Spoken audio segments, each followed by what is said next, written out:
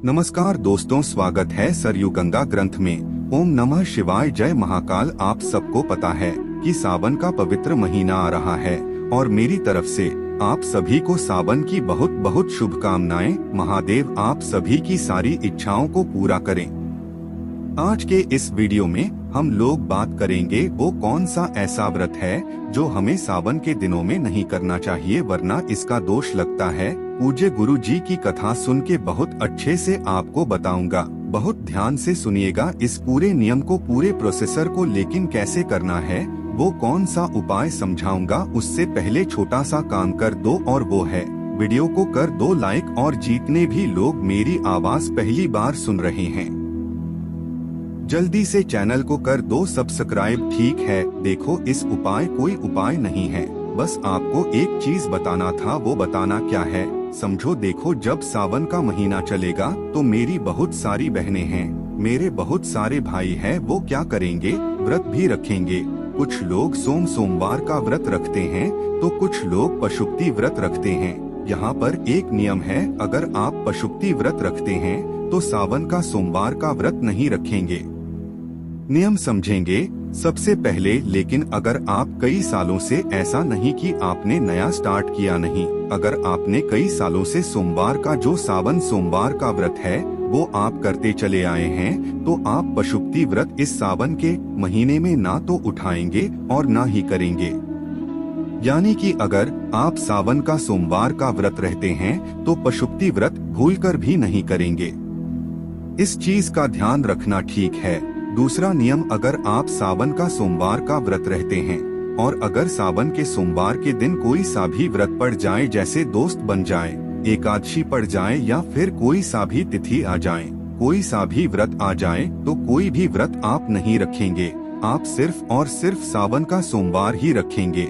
लेकिन अगर अभी तक आपने सावन का सोमवार का व्रत कभी नहीं रखा है, कभी रखा ही नहीं है, तो जो भी दिन पड़ता है सोमवार के दिन, तो उस दिन आप पशुपति वृद्धि कर सकते हैं। आप उस दिन एकादशी भी कर सकते हैं। आप उस दिन जो भी व्रत करना चाहे कर सकते हैं। लेकिन यहाँ पर मेरी इसीलिए मैं बहुत जोर देके बोल रहा हूँ।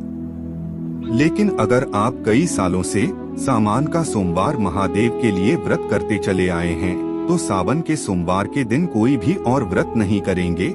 सिर्फ और सिर्फ सावन का सोमवार ही व्रत करेंगे और कोई व्रत नहीं करेंगे भूलकर भी, वरना आप कोई सा भी व्रत करेंगे वो व्रत आपका विफल माना जाएगा। मुफ्रत आपको सफल मतलब सफलता व्रत आपको नहीं देगा और आपका वेस्ट भी चला जाएगा, तो क्या ही फायदा। ठीक है, बात ही समझ में। इस चीज का ध्यान रखना। यहीं पे लोग कहेंगे, भैया एक बात बताओ, हमारा 3 पशुपति का व्रत हो गया है, अब जो चौथा पशुपति का व्रत है ना, वो आ गया है सावन के महीने में, और हम रहते हैं सावन का सोमवार भी। आप बताओ कि कैसे करे। तो देखो, जैसे 3 पशुपति का व्रत आपका हो गया है, तो चौथा पशुपति का व्रत आप मत रहो। आपको क्या रहना होगा, सावन का सोमवार का व्रत रहो। ठीक है, जब सावन का दिन खत्म हो जाए तो आपको क्या करना होगा, फिर जब सावन खत्म हो जाएगा तो उसके बाद चौथा व्रत वहीं से कंटिन्यू हो जाएगा।